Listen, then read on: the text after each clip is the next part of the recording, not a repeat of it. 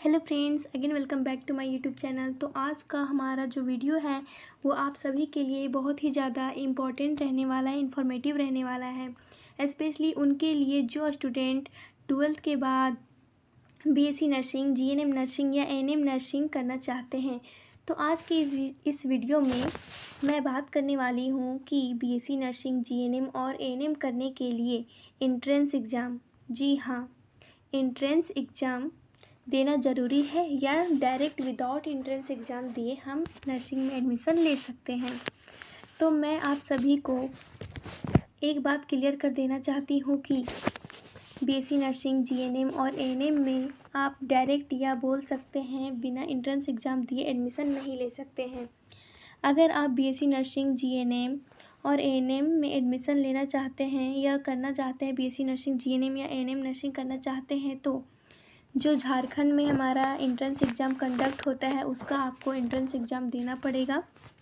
BSc nursing, GNM nursing जो हमारा होता है, बीएससी नर्सिंग जो हमारा होता है, जीएनएम या फिर बोल सकते हैं एएनएम, बीएससी नर्सिंग, जीएनएम और एएनएम करने के लिए आपको एंट्रेंस एग्ज़ाम देना कंपलसरी होता है। लेकिन बहुत सारे जो हमारे प्राइवेट कॉलेज होते हैं, कौन से कॉलेज? Private college. जो बहुत सारे प्राइवेट कॉलेज होते हैं वो बोलते हैं कि अगर आप एंट्रेंस एग्ज़ाम नहीं दिए हैं, जो बहुत सारे जो प्राइवेट कॉलेज होते हैं वो स्टूडेंट सबको बोलते हैं, अगर स्टूडेंट विजिट के लिए जाते हैं कोई भी नर्सिंग कॉलेज में, तो वहाँ के जो कोई भी वहाँ के जो कॉलेज के होते हैं डायरेक्टर, प्रिंसिपल या फिर कोई भी बोल सकते हैं, वो बोलते हैं कि अगर आप एंट्रेंस एग्ज़ाम नहीं दिए हैं तो कोई बात नहीं, हम बिना एंट्रेंस एग्ज़ाम दिए हम आपका एडमिशन ले लेंगे। लेकिन भूल करके भी आप डायरेक्ट एडमिशन लेने का गलती मत कीजिएगा। डायरेक्ट एडमिशन लेने का गलती आप भूल के भी मत कीजिएगा। क्यों? अगर आपको नर्सिंग कॉलेज में एडमिशन लेना ही है तो सबसे पहले आप एंट्रेंस एग्ज़ाम दीजिए नर्सिंग का, झारखंड बीएससी नर्सिंग का, झारखंड जीएनएम नर्सिंग का, झारखंड एएनएम नर्सिंग का एंट्रेंस एग्ज़ाम दीजिए। उसके बाद आपको जो कॉलेज अलॉट होता है, जिस कॉलेज में आपको सीट मिलता है, वहाँ पे आप नाम लिखवा लीजिए। अगर आप डायरेक्ट एडमिशन ले रहे हैं, अगर आप गलती कर रहे हैं, अगर विदाउट एंट्रेंस एग्ज़ाम दिए डायरेक्ट एडमिशन ले रहे हैं या ले लेते हैं, तो अगर ले लेते हैं कोई भी आप नर्सिंग कॉलेज में डायरेक्ट एडमिशन ले लेते हैं विदाउट एंट्रेंस एग्ज़ाम दिए, तो आपको फ्यूचर में प्रॉब्लम हो सकता है।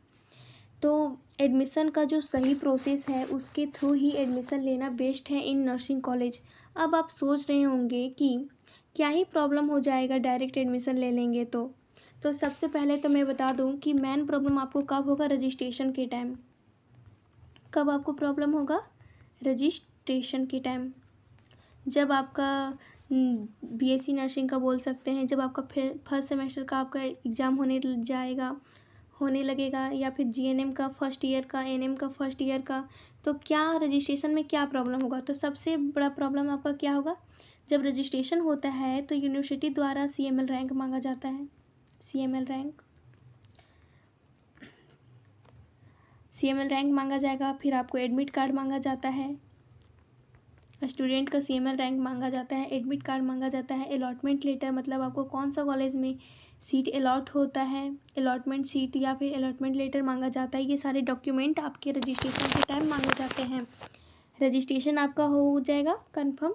रजिस्ट्रेशन होने के बाद आपका फॉर्म फिलअप होता है, एग्जामिनेशन फॉर्म फिलअप, उसके बाद आपका एडमिट कार्ड आएगा, देन आप एलिजिबल होंगे। मतलब बीएससी नर्सिंग का फर्स्ट सेमेस्टर का या जीएनएम का फर्स्ट ईयर या एएनएम का फर्स्ट ईयर का एग्ज़ाम देने के लिए आप एलिजिबल हो जाएंगे।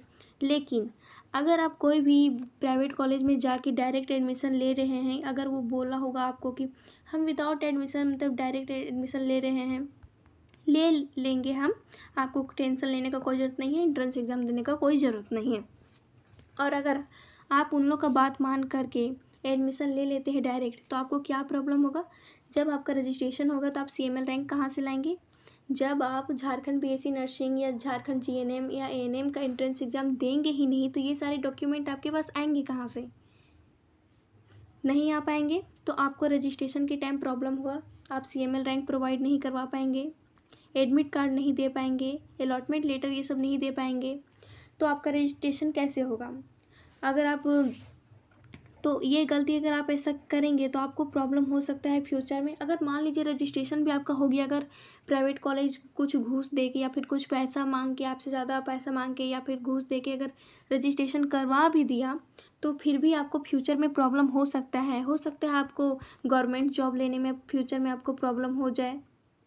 इसीलिए जो एडमिशन का जो सही प्रोसेस है उसी के थ्रू आप, जो नर्सिंग में होता है, नर्सिंग में आप एडमिशन लीजिए। एडमिशन का जो सही प्रोसेस है उसी प्रोसेस से अगर आप नर्सिंग में एडमिशन लेंगे तो आपको फ्यूचर में कोई भी प्रॉब्लम नहीं होगा। इसीलिए आप Jharkhand BSc nursing, Jharkhand GNM अगर एएनएम करना चाहते हैं तो सबसे पहले आप इसका एंट्रेंस एग्ज़ाम दीजिए। इसका एंट्रेंस एग्ज़ाम देने के बाद आपका रिज़ल्ट आएगा, रिज़ल्ट आने के बाद फिर आपका काउंसलिंग होगा। काउंसलिंग होने के बाद आपको जो सीट अलॉट होगा, जो कॉलेज में आपको सीट अलॉट होगा, उस कॉलेज में आप आराम से नाम लिखवा लीजिएगा।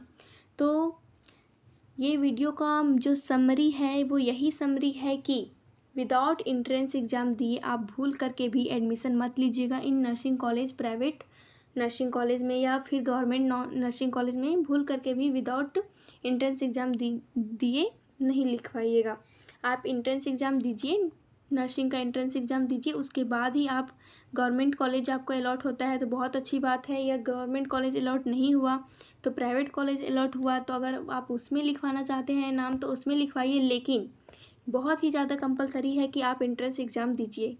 डायरेक्ट एडमिशन भूल करके भी मत लीजिएगा, आपको फ्यूचर में प्रॉब्लम हो सकता है। तो जब आपको नर्सिंग करना ही है तो क्यों ना अच्छा से करें, क्यों एक एंट्रेंस एग्ज़ाम के डर से एंट्रेंस एग्ज़ाम नहीं देंगे, डायरेक्ट ले लेते हैं एडमिशन, ऐसा भूल करके भी मत कीजिएगा। तो आई होप आपको ये वीडियो समझ में आया होगा और इन्फॉर्मेटिव लगा होगा। Thank you so much.